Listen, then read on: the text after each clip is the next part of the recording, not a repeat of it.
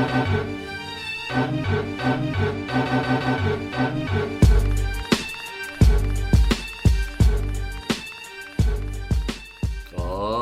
goes, and welcome to the 138th episode of Throwback Hoops.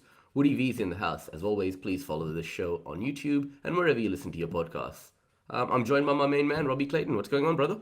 What's up, bro? Good to be back. Slightly earlier recording this week, recording on the public holiday in New South Wales, so Monday the 7th of October. A bit of a theme with our jerseys today, which is a sad one, but we thought we'd do it, right?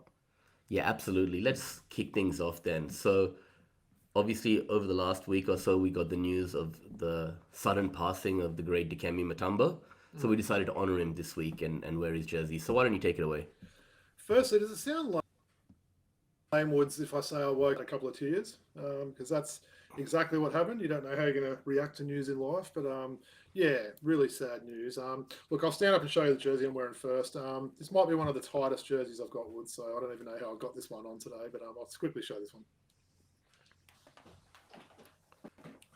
Robbie's wearing the old champion white Dikembe Mutombo jersey, as advised. Really nice, that champion white as well. You don't see many of them around. You don't see many home white champions jerseys, do you? I've had this one a long time, and safe to say it fit me a lot better when I got it there. But what can we say about the man, Woods? Only 58 years of age, still the prime of his life, I guess. There. I guess for us as well, we were in Atlanta, as we've said several times on the show, 5-6 months ago now. He's one of the retired jerseys. In fact, he's the most recent retired jersey that the Hawks had there. So I've got a nice photo. There's Bob Pettit, there's Lou Hudson, there's Pistol Pete Maravich, there's of course Dominique and Dikembe. We're not going to count Ted Turner because he was more unofficial there. But Dikembe was hanging in the rafters there. He had an amazing career, didn't he? I was kind of doing a bit of reminiscing last night. He's definitely one of those what ifs. If he played in this era, Woods, how would he go in this era? I'm sure he'd find a way, just given how dominant he was defensively. But look, he's absolutely one of the all-time great defenders there. He's got some amazing records there. Off court though, Woods, this is probably maybe where he stands out a bit more. He was just a classy person, an extremely intelligent person. I think he spoke about 7 languages or something like that. An amazing humanitarian, someone that brought so much joy to a lot of people. With that sense of humor he had, with that deep voice, he kind of sounded like the Cookie Monster there. Some of the things he did in his native Congo after he retired, building hospitals and things like that. He was always doing these NBA cares sort of things with Adam Silver, David Stern, before his passing. And some of the stuff he did off court is almost better than what he did on court, as strange as that is to say there. So, it's a big loss, isn't it?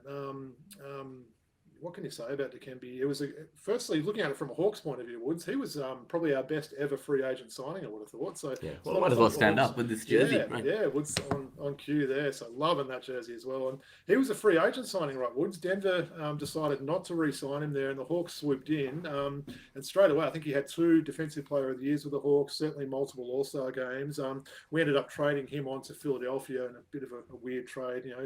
I think he was with the Hawks maybe 5 or 6 years. But that's kind of my little spiel. I do have a card of the week, which we'll talk about after your jersey there. But why don't you tell me your thoughts? And love that jersey as well. I know you think you've worn that one before on the show. I have. It only seemed fitting to wear it today. I have. I wore it last year around my birthday. Look, the thing is, brain cancer specifically is something that has affected my family a lot, lately. And Dikembe Mutombo is very quiet. Apparently 2 years ago he was diagnosed with that tumor. Had you heard anything about it? Because I hadn't. No. But apparently it was said quietly by his family 2 years ago. Okay. And obviously I know when you get stage 4 brain cancer, the lifespan is around 2 years. That's about the time my dad had from diagnosis, and same with Dikembe. So I just feel fitting that in some way or shape or form for the rest of my life I want to give back to cancer, and whether it be doing charity work or participating in various different days, the Sydney Test, the Pink Day, or whatever it may be. I feel a moral responsibility. But let's not forget about Dikembe Mutombo and the work that he did. As you mentioned, right, he's a well-known humanitarian. He actually created what's called the Dikembe Mutombo Foundation to improve living conditions in his native, the Democratic Republic of Congo. And in 1997, his work earned him the NBA's Walker Kennedy Citizenship Award for his feats. Sporting News named him as one of the good guys in sports. Yeah. And in 1990, he was selected as one of the 20 winners of the President's Service Awards, the highest honor that can be given by an American in America for volunteer service. Mm. So yes, he was an amazing basketball player, but he was a great human being, and the kind of work that he did off the floor Yeah. was amazing. He had a great friendship there with Alonzo Mourning as well. You know, those two are such good Georgetown. friends. Can I say as well, Woods? I think you hear a lot about these sportsmen. Anytime they pass, they suddenly people will say, "Oh, they were the greatest person ever." You know, it sort of gets thrown about a little bit. I think it's totally true with this guy, as we said there. The things that he did was just incredible, right? One funny story I did hear, former Hawks GM Pete Babcock was talking. They did some, I think it was a filming for NBA Inside Stuff in the late 90s, and he decided to take the team out for a horse riding thing, which is pretty funny. So apparently it was like the Steve Smith era, those sort of guys. They got Dikembe on a horse. Apparently his legs were almost nearly touching the ground. And Dikembe was apparently saying to him, "Yeah, I've ridden horses before. It's easy. You just say whoa and go when you want them to go and everything like that." Suddenly the horse went galloping off, and Dikembe didn't know how to make the thing stop and basically fell off the back of the horse. So apparently they ran up there like, "Oh, here we go. We've just lost Dikembe for the season from a horse riding injury." And apparently he just got up off the ground and was just cracking himself up with laughter, sort of thing. And they said it just showed what sort of person he was. And apparently Pete Babcock said to the film crew, "You're not ever." Please delete that video straight away. So that's why we never saw that. But yeah, it showed you he was just someone that was such a warm and giving person. You always hear great things from his teammates there. Never managed to make it all the way, did he? He had two finals appearances, I believe. I know. But yeah, what he did. With New Jersey and Philly, stats, right? That's right. Yeah, maybe it was a back-to-back years. It might have been, or very close to. But yeah, if you look at those, go on his basketball reference page, look at some of those defensive numbers there. People talk about Ben Wallace, other people like that. To me, Dikembe is the greatest ever defensive player, right? The greatest rim protector, that's for sure. 100%. And I think Fitting Woods, a bit of a no, right? And look, do you want me to go into my card of the week now? Yeah, I've got one thing to say. Do your card of the week first, and then I got one thing to say. Go. Okay, of course. Yeah. Well, as we mentioned last week was the start of this card of the week, so we had some good feedback for that. I'm not always going to match up the card with the jersey, but it seemed fitting today. Quite eerie as well, Wood. So I'm showing a Dikembe Mutombo 91 Skybox rookie card, which is graded a PSA 9. This arrived the day of his passing. So I'd ordered this about a month ago. So that arrived that day. I thought that was a bit uncanny, but loving this card there. We all remember these old Skybox cards back in the day. I've got, a couple of these cards, but certainly not a graded one in 9. You think, Woods, to get a card that's, 9, what's that, 33 years old in a 9, which is considered mint condition, that's pretty cool. So I thought that was fitting to show that one, Dikembe showing off his great smile there with that Nuggets hat on. So yeah, that's the card of the week this week. Shout out to Mount Mutombo. Awesome. And I'll finish it off with Dikembe Mutombo, Mopolondo, Mukamba, Jean-Jacques Wamutombo, June 25th, 1966 to September 30th, 2024. I will always remember my birthday, not only for my birthday, but also the passing of Dikembe Mutombo on the same day. So I'll honor him every year going forward. You'll sorely be missed, brother. Well said. All right. So, Robbie, I thought we're going to have an NBA-centric episode coming up next week, right? So I thought let's focus a bit on the NBL this week. A lot happening. We didn't, Woods, after the Wildcats swarm on the weekend, but okay, let's do it. Yeah. All right. Okay, maybe that's a good place to start. I wanted to get your thoughts on the round that just passed, round 3 in the NBL. And I want to throw a statistic out there to you about your Wildcats. 56 from 160 from the field, shooting in the low 30s, right? What have you seen there? Obviously, a few injuries here and there have not helped. Cause for concern? Yeah, I mean, look, as I mentioned, we're Monday the 7th, so we're just fresh off that overtime loss to Tasmania yesterday. Look, had we have won that game against Tasmania, it probably would have been a different theme. I would have been a lot more upbeat and everything like that. So maybe we'll take it back to the Friday game. That was one of the more embarrassing home games, especially I've ever seen my Wildcats play, Woods. They were destroyed by a Melbourne United team missing Dellavedova. Yes, the Wildcats had Dylan Windler out, but that's a key player out for each team, so we'll kind of call that a draw there. They wanted the game more. They were diving on the floor more than us. They were playing more team basketball. Definitely a few concerns, I've got to say. We're 4 games in for the Wildcats. They're 1-3. Got a really tricky away game against Cairns on Thursday night. Cairns have so we basically lost to the 2 grand finalists. Cairns have just beaten the 2 grand finalists. So we could potentially be in a 1-4 hole. And that's, talking, more than 5% of the season there with 1 win. So definitely a few bad signs, Woods. I don't know what's going on with Keanu Pinder. Something's definitely not right there, right? So we saw last week he played limited minutes against the Kings. He's his stats were decent this weekend. He got some really good rebounds per minute there. So I think he was double-figure boards in both games. But, going to the Tasmania game yesterday, he wasn't on the court at crucial times there. What's with that? I don't know what's going on, right? So, he seems to be a decent teammate. He's off the bench. He's, dapping up his teammates. So he's not like he's sitting there sulking sort of thing there. But it feels like, John really is just scrambling to find some matchups that work there. But I think you've got to play the guy more. And we saw how dominant he can be the very first game of the season when he was hitting shots from the outside there. As I said, our three-point shooting in general is just horrendous. Look, I think I said to you on the text last night, the Tasmania game was a really exciting game. It was a terrible standard game, though. Terrible. It was poor shooting. I'm not going to go too hard on the refs, but there were some pretty poor calls, I thought. I thought the Wildcats, sort of didn't get a fair run, especially in the fourth quarter with some calls there. But, at the end, they had a big lead in that game and they should have held on to it. Said to my daughter, we were watching it, jumping around the room, and then I felt like we deserved the win. But the longer it went in the game, like, you know what, you don't deserve anything in life, right? You just basically got to go out and get that win.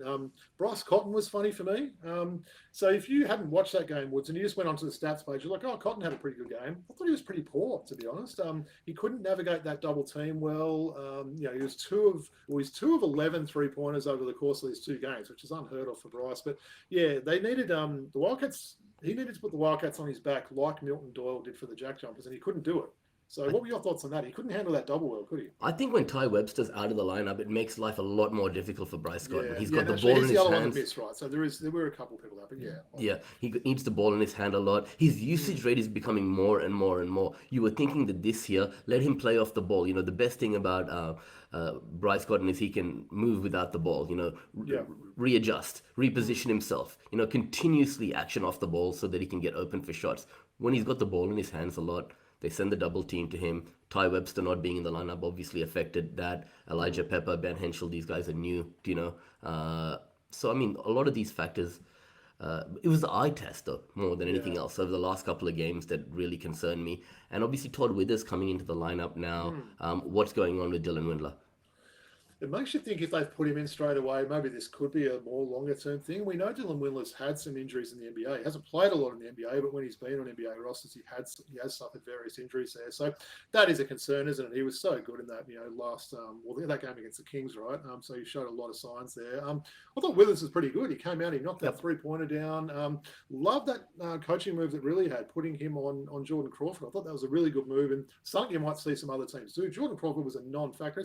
How's he going to score with Todd Withers on him, right? Although saying that, there were some defensive breakdowns that saw Bryce Cotton. A few people have said, why was Bryce Cotton on the court for that play, Woods? If you're looking at a defensive lineup there, why would you not put a bigger team on? Maybe have Cotton on the bench. Like, it's a little bit of a strange one. And Tasmania created the mismatch, and you had Milton Doyle shooting over someone that's about your height, right? So, that was just pretty poor. So, I think it's. I'm happy to have Withers there. I like some of the things he adds for us there. But what are your thoughts on the Pinder take there? I know you're a massive Pinder fan there. Him not playing in crucial minutes in especially yesterday's game. What's up with that? Well, we saw that very first game where he had 29. He was knocking down the threes. Perth looked like a championship team in that first game, right? And when he is not performing well or putting up those kind of numbers, the team goes with him, right? The team's performance is reflected on Pinder's performance. So it's very important that the coaching staff, John, really get him engaged, motivated, and contributing towards victories for that team, right? So is this last year all over again for the Wildcats? It kind of feels like that, right? People questioning Cotton, defensive lapses, poor shooting, and a bad start. So hopefully it happens like last year and they start to turn around. But yeah, like this game against Cairns this week's a big one for the Wildcats. Not quite red flags yet, because it took them a while to get things going last year, but it's caused to start being a little bit concerned. Like I said, Woods, had they have beaten Tasmania in that overtime game yesterday, they would have been 2-2, would have been maybe a couple of spots higher up on the ladder. There would have been some optimism there. Hey, we had a big weekend, a long road trip to Tassie, with a couple of key guys out and getting a win, but that's not what the history is going to show there with that loss there. Thought Tasmania would consider themselves a little bit lucky. I think the coach said that to them, right? They mentioned on the call there that he said, basically, you guys don't deserve to be in this position, but now you can go out and get the win, and they did exactly that. Hey, shout out to Milton Doyle, right? He was big. Also, Doolittle, right? I know you're a big fan of him. What did you think of Doolittle? He's awesome, his shooting stats weren't great if you look at the stats there, but the eye test, he was really good in that game. That's exactly what the Wildcats need, a guy who plays the game correctly, right?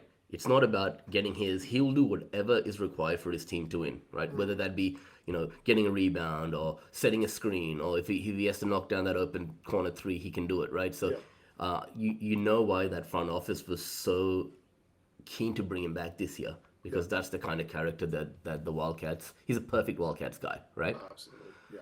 All right, let's move on a little bit. I want to talk to you about the ascension of Taron Armstrong, right? Last year, obviously riddled with a bit of injuries. Pat Miller then came in and took a lot of his minutes. This year, he's been given the keys to the offense.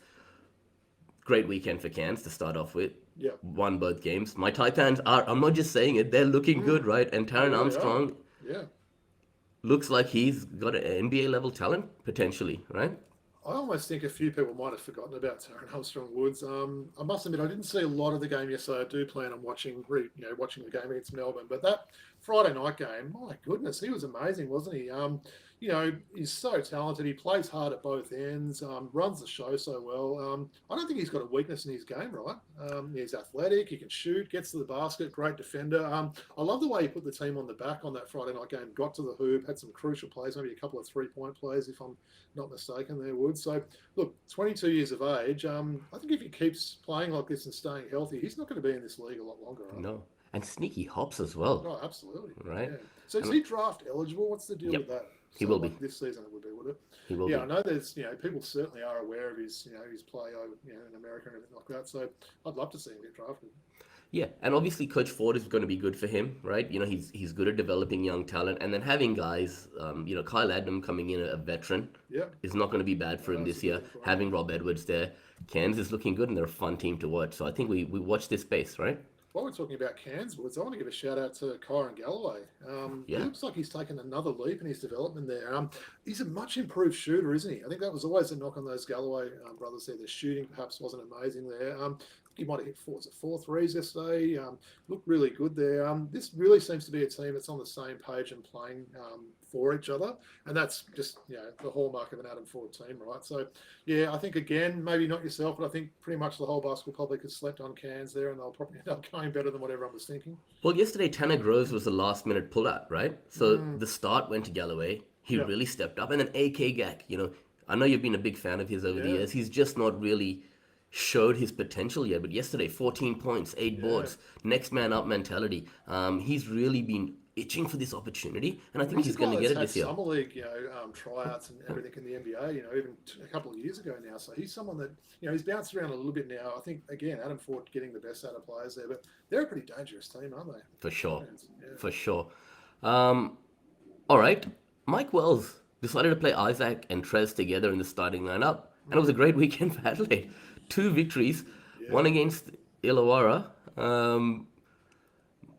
My thing to you is, let's just say it's 2 weeks away. Apparently, Jarrell Martin's coming back, right? Yeah.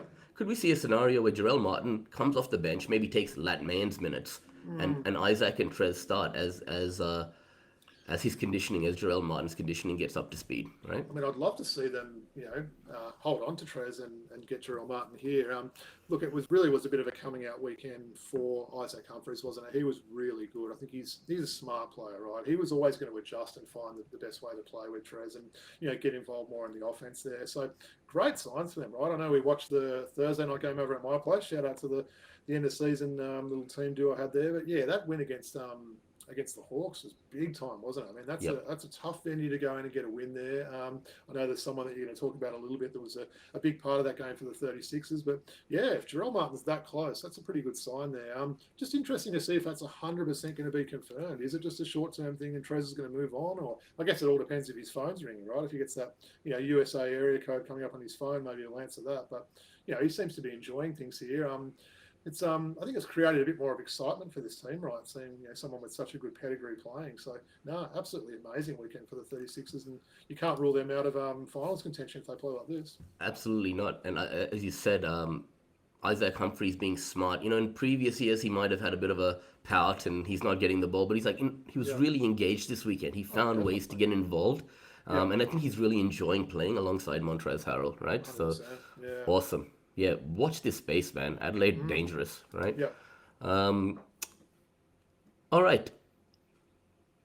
SEM and Brisbane struggles, right? Now, I think this is now really a cause for concern. SEM, they've shown some signs with Matt Hurt, Jordan Hunter, Derek Walton Jr. Brisbane is a real worry, though, isn't it? Yeah. I was going to say the same. I mean, the Phoenix are 0-4. I feel like I do have more faith in their lineup than I do with the Bullets. As you mentioned, there were some good signs for that guy. Those guys you mentioned. Also some bad signs. Angus Glover, maybe if there was an award for the least improved player, he would be up there. He's almost unplayable. He's unplayable. He's literally like unplayable. So who would have thought that, right? He's healthy. He's getting that opportunity. I'm not quite sure what's going on there. Coming off. We've spoken offline, an amazing NBL 1 season where he's shooting the lights out, right? So it's just not translating to his play with the Phoenix there, but I feel like they will get it right. I do like some of the pieces in that team, but Brisbane, to me, is another story there. I don't like some of the signs on this team. Not quite sure about their imports there. They still haven't worked out how to play. I mean, obviously, Bannon's missed a few games, but the Bannon, Rocco, and Tyrell Harrison sort of trio there, they're still trying to work out how to make that work. There is some concerns at Brisbane. I know you've probably got some concerns about the coaching, right? Talk to us about that. Yeah, Justin Schuler, look, it's like he's been an assistant for a lot of his career, much like our good friend Jacob Jacomas, and sometimes assistant coaches are good in that role. When they get put into the limelight as a head coach, it's not necessarily the best fit. And Justin Schuler, the jury is out. Let's wait and see if he's a head coach in this league. As far as I'm concerned, at the moment, I'm not convinced, right? Yeah. So I want to give him a bit more chance. You also did mention Deng Adel and his struggles the other night, right? Great preseason. I expected big things from him. Yeah. Very disappointed, right? Yeah, I think we were both. I know you were probably higher on Adele than I am, but I certainly expected a big season. I mean, he was just a non-factor. Did he even score in that game against the Kings? He was scoreless. I mean, he's a minus. What is that? We're talking about a guy that's got NBA on his resume there, someone that they will probably putting on some big salary there. Again, I think they're imports, and we are going to talk about Bateman a little bit later, but that's got to be one of the most underwhelming import groups for a team that we've seen in recent years, right? Yeah, I agree. I love Casey Prather-Woods, but I don't know if you Casey Prather, like at this stage of his career, being one of your key players. Having said that, he did look better than anyone else the other night. Threw down a nice dunk. I'll give him that. Yeah. Can't shoot anymore. No, it's weird, isn't it? Yeah, he was always he's a power forward now. They put him in the 4 spot. Yeah. At your Perth Wildcats, you'd put him in on balls all the time. He'd have the ball in his hand, and he'd get into that pick and roll action. Now that never happens. He's on the wing playing the 4 and the 3 in the 4 spot. It's weird. They've got to be one of those least exciting teams for me to watch. Like like you, Woods. I watch pretty much every game. I'm always excited. I see Brisbane. I'm like, oh, Brisbane. It's kind of that one team that maybe I'm not that enthused. It's not really players that I'd love to see there. Roman Saliba as well, Woods. Speaking of, he parted ways at Brisbane. We still haven't heard where he's going to end up. Right, we're now, talking about round 3. He still hasn't found. I heard that the HSC is just about to finish now, so he was waiting for he's going to finish his HSC before he commits to a ball club. So that's what it is, right? Interesting. I wonder who will get in. Yeah, they're saying like maybe Cairns could be the front runners, right? Yeah, then Adelaide are coming into the mix as well, I hear. So let's see how that plays out. Yeah. Finally, NBA, NBL, New Zealand Breakers versus Utah. I watched the game. Yeah. You get a chance to catch that? Well, I was grumpy it wasn't on ESPN like it's been in previous years, Woods. I find it a little bit harder for that NBL app. I did eventually get it going on the TV. Look, it wasn't bad. Is the next game like today or tomorrow? It's got to be coming up soon. Tomorrow, is it? I think, yeah. Look, the Breakers hung with Utah for probably the first quarter and a little bit, didn't they? It was quite close, and then Utah just took it up another level there, and like New Zealand just couldn't score. So they went down 116 to 87, so 29-point loss there. The one that stood out for me, Woods, is the law firm Parker Jackson Cartwright. He's such a fast player that dominates the NBL. He just looked like a mere mortal against an NBA team, didn't he? He couldn't get to his spot. He looked pretty much normal speed compared to those Utah guys. He looked undersized. So that really showed to me what a difference it is between these two leagues there. Taco Fall didn't take the court as well, which is a little bit strange. But yeah, maybe they're just trying to get his conditioning right. It's also a bit of a marketing gimmick. I didn't think they were actually going to sign him and bring him back here. Freddie Gillespie is a much more well-rounded player. Yeah. I think one thing that really stood out for me is Petteri Koponen, the head coach of the New Zealand Breakers, is a Finnish basketball legend. And only retired recently. And him and Lauri Markkanen are great friends. In fact, Lauri Markkanen idolizes him, had posters of him on his wall and everything. And at the end of the game, there was a great little exchange between the two of them hugging each other and Lauri passing his jersey onto Petteri. So that was nice to see. I know I this think is an NBL theme. What's your take on the Jazz there? They seem to have some decent players. That Keontae George I like. I know he's you're a awesome. fan of Walker Kessler there. So there's some young players on that team that are fairly promising, right? That could be a sneaky decent team this year, I would have thought. Look, having Jordan Clarkson, Patty Mills there's a Mm. reason to have those guys there to help those younger guys along, Yep. right? We've seen in the past with Memphis not having those veteran guys what happens, right? So it's very important that the young guys you mentioned, George, Walker Kessler, etc., have some role models in that locker room, and I think Yeah. You having probably those got to guys is start good. those two, don't you? George and Kessler there. Try and start them. That's the future of the team with Larry Mark and What's maybe happening with John Collins as a Collins? sixth Is he man. is he got a future there or? Yeah, I don't know. I don't think he's going to be starting this year from what I'm hearing. They like sort of ring him off that six-man role. We know he's an amazing teammate. There's no doubt about that. He'll be the number one of the number one cheerleaders. In fact, him and Patty Mills, talk about a great cheerleading combo there. They're certainly great teammates there. So not a bad player to bring off the bench. I still miss him playing for the Hawks, I've got to say. Yeah, and he joins that leadership crew alongside Jordan Clarkson and Patty Mills right away, right? Yeah. John Collins does. Yeah. Sure. Yeah. Well, who's their next game? So they play OKC, don't they? So we might Yep. even see some Alex Dukas in that game there. But I'm not sure. We'll have to check the schedule for that. And yeah, recommend people try and watch that one. They're at the top of the ladder as well, aren't they, the Breakers? So sitting at the top on 2-0 there. They've got a lot of games to play when they come back from overseas. So it's going to be a pretty full-on schedule for them. Not next week, but the week after. Get your Breakers into your Supercoach team. They're on doubles for ages. They are. Yeah. All right, I'm just going to bring up the round 4 schedule, and let's just go through it, Robbie, Yeah. if you don't mind. So you did mention that really big game off the top. On Thursday night, we've got Cairns versus Perth. Perth's racking up the frequent flyers, aren't they? From Perth to New Zealand to New Zealand to Cairns. That's a fair bit of travel there. I wonder if they would have even gone home after that game. I'm not quite sure if they would have done that, or maybe tried to travel to Queensland and get accustomed to the the humidity and the weather and stuff there. Oof. Is this a must-win for Perth, or am I? I wouldn't say it's a must-win, but it's going to put them in a bit of hot water if they lose. But I've got Cairns in a canter, I'd say. Look, Cotton traditionally plays well on this quarter. I know he's had some big games in the past, so I'm going to put the Wildcats homer hat on and say that they do bounce back and win this game. But I'd like to get some updates on Dylan Windler there. Is it a week-by-week thing, or are we talking longer than that now? So, but yeah, I'll say Perth. But yeah, big game either way. Absolutely. Adelaide, Sydney. Now, Oof, the two of them played each other at Hoops Fest, and it was a good game. Adelaide did fight, but this Adelaide team is much more advanced. They've figured it out. I'm gonna take Sydney to win in a close one, but it'll be a good game. I've got to give a shout out to DJ Vasiljevic. Woods. He's not my favourite player in the league. I reckon he's really added something to his game. He gets to the basket really well now. He's very good at drawing fouls when he gets to the basket too. He's sort of that herky-jerky movement, can duck his head and everything like that. He seems like he's a bit stronger than he was in the past. So shout out to him, right?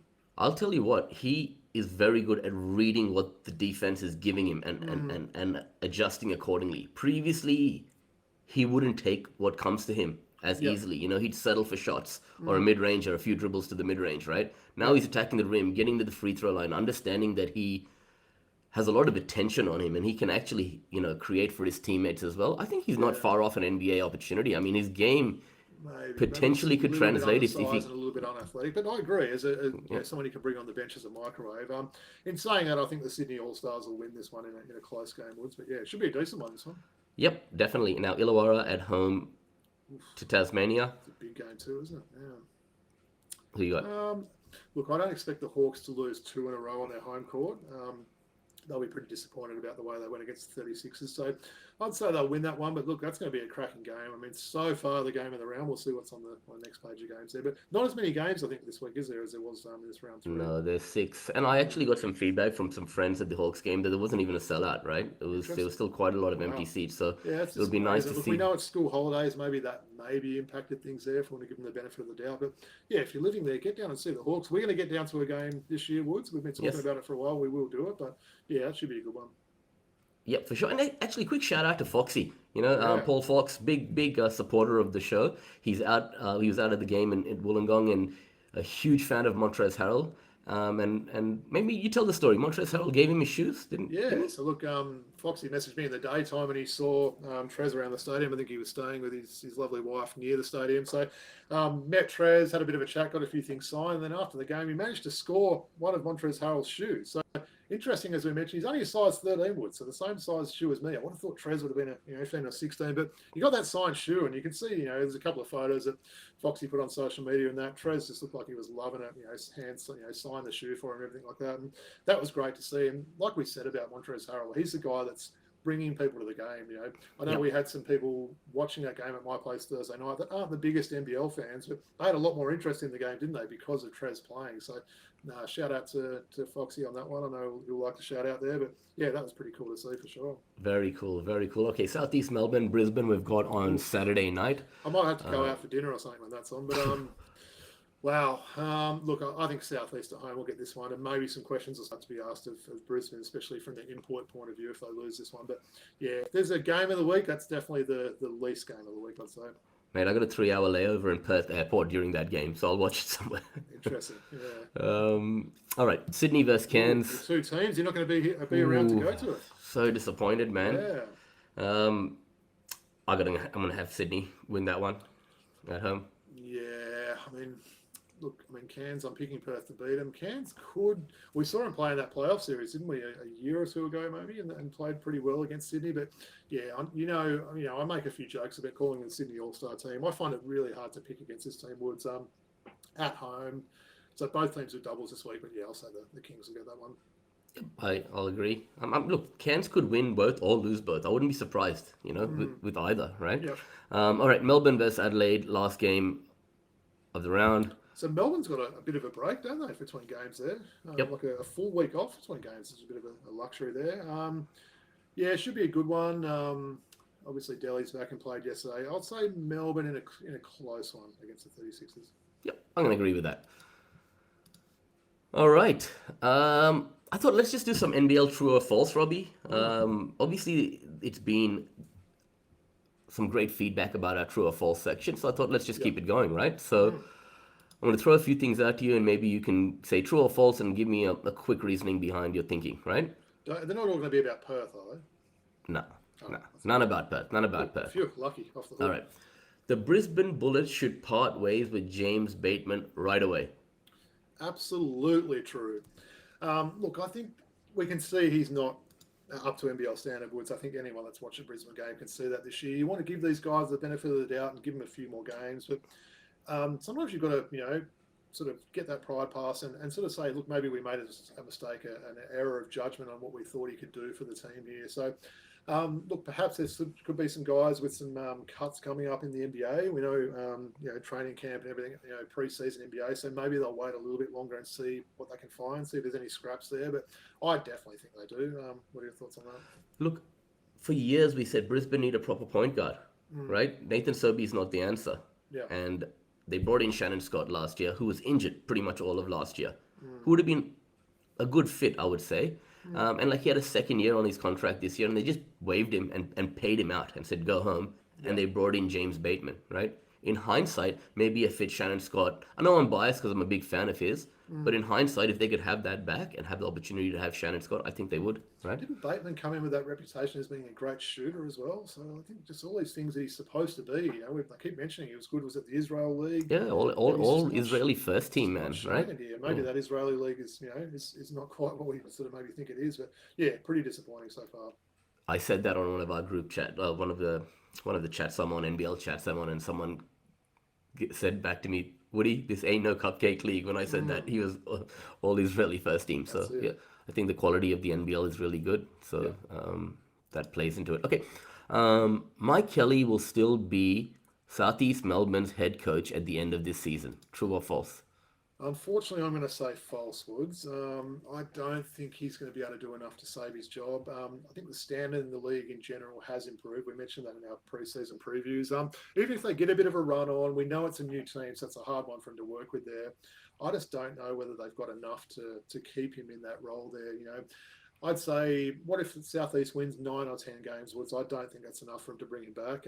Hopefully last the season. We like Mike Kelly. We enjoyed his career. He's obviously had some time with my Wildcats there. But, I don't think he's going to be back. Who have they brought back into the front office, Robbie? Can I ask you? Well, their former coach, right? So he's basically Simon sitting Mitchell down the hallway, just keeping an eye on things there. So, yeah, I wonder what his motivations are. Does he want to get back in the coaching seat? Does he like the behind-the-scenes stuff there? But that's certainly watch this space, I would have thought. And Derek Walton Jr., has he been a little bit underwhelming so far? A little bit, right? He was good in that first game. I think everyone's like, "Oh, here we go." He said, some people were certainly not the two of us, but people were calling him an MVP candidate, maybe an All NBL player there. But I think you might have even had him in your All NBL team, if I I'm did. not mistaken. He's been pretty poor, right? He's going to put the team on his back and play that point guard role and drive the team there. So I'm sure we can see better things there, but he's been a little bit underwhelming so far. What I'm trying to say is it doesn't all fall on Mike Kelly. Yeah, that's true. He's, some of the players. Hey, you know what it's like though, Woods? The team wins, it's all on the players. If the team loses, it's all on the coach. So it's the same everywhere. And that's the nature of the business, unfortunately. Okay. Olgun Ulick has egg on his face after Kendrick Davis balled out. Well, I've got in capital letters, true is what I've got there. I'm a fan of Kendrick Davis. I was all aboard Love with him KD, early on, man. wasn't I?